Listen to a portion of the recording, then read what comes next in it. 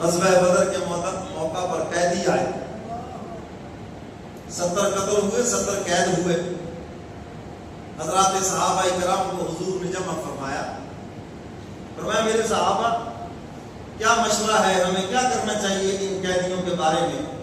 قتل عام کا حکم دینا چاہیے یا انہیں چھوڑ دینا چاہیے؟ اب سب سے پہلے بیٹھے ہیں سیدنا صدیق اکبر رضی اللہ تعالیٰ عنہ۔ سیدنا صدیق اکبر رضی اللہ تعالیٰ عنہ سے جب بھی حضور مشورہ پوچھتے وہ حضور کے رخ انور کی طرف دیکھتے، محبوب کیا چاہتا ہے۔ دیکھا کہ حضور تو رحمت للعالمین ہے، سراپا رحمت ہے۔ عرض کرتے اللہ کے محبوب میری رائے یہ ہے کہ ان سے فدیہ لے کر ان کو چھوڑ دیا جائے، اور آپ کا یہ حسن سلوک شاید ان کے دلوں میں گھر کر جائے اور یہ لوگ اسلام قبول کر لیں۔ اور ادھر سے مسلمان بھی لٹے پھوٹے مکہ سے آئے ہیں، غربت ہے، مال و دولت نہیں، چلو ان سے جو پیسے ملیں گے مسلمانوں کا بھی فائدہ ہو جائے گا، ان میں تقسیم فرما دیں۔ حضور مسکرائے۔ اب اگلا نمبر تھا سیدنا فاروق اعظم کا، فرمایا امت تمہاری کیا رائے ہے؟ سیدنا فاروق اعظم نے یہ زمین میں دیکھ رہے ہیں اور یوں یوں کر رہے ہیں ہاتھ سے، اور تلاش کر رہے ہیں کہ میرا رب کیا چاہتا ہے۔ تعالیٰ نے فرمایا کہ میرے محبوب جب بھی آپ مشورہ لیتے ہیں سب آپ کے ساتھ ہوتے ہیں، ایک عمر ہی تو میرے ساتھ ہوتا ہے، باقی سب تو آپ کے ساتھ ہے۔ سیدنا فاروق اعظم سے پوچھا آپ کی کیا رائے ہے؟ یا رسول اللہ میری رائے یہ ہے کہ اس کے رشتہ دار ہیں اس کے سپرد کر دیے جائیں، میرے رشتہ دار ہیں میرے سپرد کر دیے جائیں، ابو بکر کے رشتہ دار ان کے سپرد کر دیے جائیں، سیدنا عثمان غنی کے رشتہ دار ان کے سپرد کر دیے جائیں، سیدنا علی مرتضیٰ کے رشتہ دار ان کے سپرد کر دیے جائیں، اور مدینے کے چوک میں کھڑے کر کے ان کی گردنیں اڑا دی جائیں کہ جو اللہ اس کے رسول کا نہیں وہ ہمارا بھی کچھ نہیں لگتا۔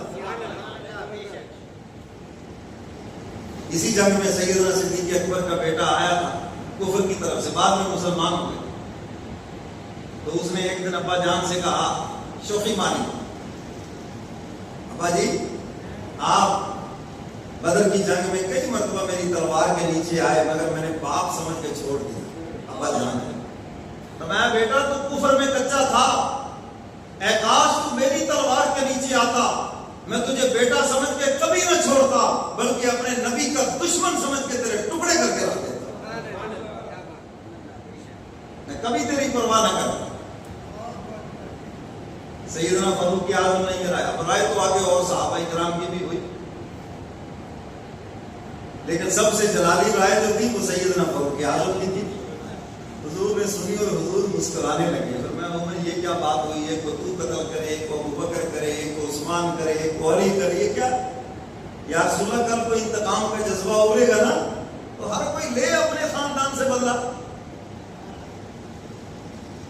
حضور علیہ الصلوۃ والسلام نے سیدنا صدیق اکبر رضی اللہ تعالیٰ عنہ کے رائے کو پسند فرما کر فیصلہ فرما دیا کہ ہم فدیہ لے کر قیدی چھوڑتے ہیں۔ فدیہ لے لیا گیا، قیدی چھوڑ دیے گئے، جبریل قرآن لے کر آ گئے،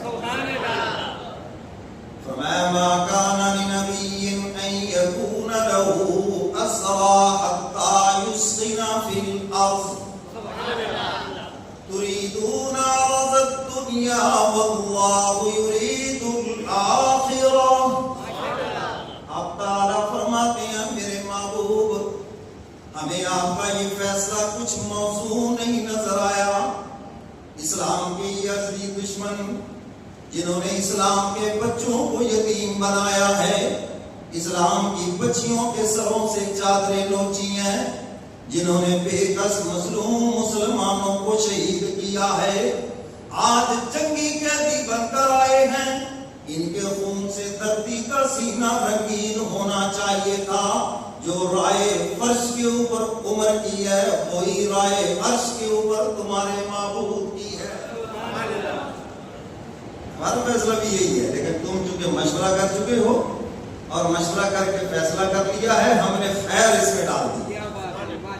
میں نے یہاں پر یہ مسئلہ بھی آپ کو سمجھانا ہے کہ جب آپ مشورہ کرتے ہیں اور فیصلہ کر لیتے ہیں اللہ تعالیٰ اس میں خیر ڈالتے ہیں، کیونکہ آپ نے سنت پہ عمل کیا ہے۔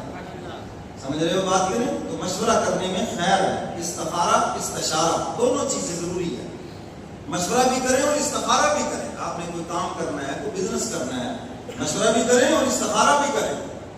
اچھا، ہم پہلی بات تو مشورہ کرتے نہیں، اگر مشورہ کرتے بھی ہیں تو کس سے کرتے ہیں؟ دکان کپڑے کی ڈالنی ہے اور مشورہ کسی مونچی سے کر رہے ہوتے ہیں۔ کیوں جی؟ بھئی اس لائن کے بندے سے مشورہ کریں۔ آپ نے اگر شادی کا مشورہ کرنا ہے تو کسی شادی شدہ سے مشورہ کریں۔ آپ دوبارے سے مشورہ کر رہے ہیں، اس کو کیا پتا اس بلا کو کیسے سنبھالنا ہے؟ کیوں جی؟ تو بھائی شادی کا مشورہ کرنا کسی شادی شدہ سے کرے۔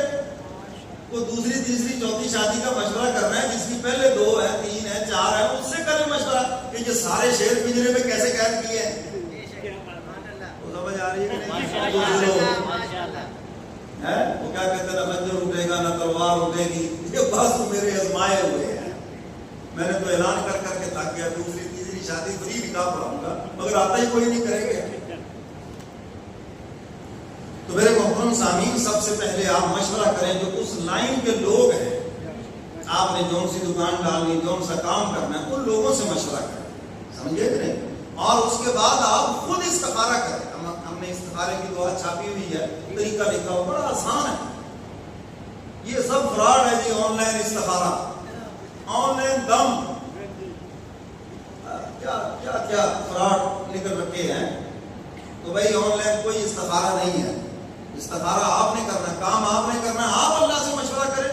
حدیث مبارکہ میں ہے کہ استخارہ کرنے والا کبھی ناکام نہیں ہوتا۔ بس آپ نے جب اللہ سے مشورہ کر لیا، کچھ بھی نظر نہیں آیا، کوئی چیز بھی پتہ نہیں چلی، اللہ کے نبی فرما رہے ہیں آپ ناکام نہیں ہوں گے، اس کام میں آپ کامیاب ہو جائیں گے۔ چونکہ مشورہ ہو گیا، حق تعالیٰ فرماتے ہم نے خیر ڈال دی۔ حضور نے فرمایا تھا اگر آسمان سے ہلاکت اترتی تو عمر کے علاوہ کوئی نہ بچتا۔ تو میرے محترم سامعین، سیدنا فاروق اعظم کے جذبات عرش بری سے قرآن بن کر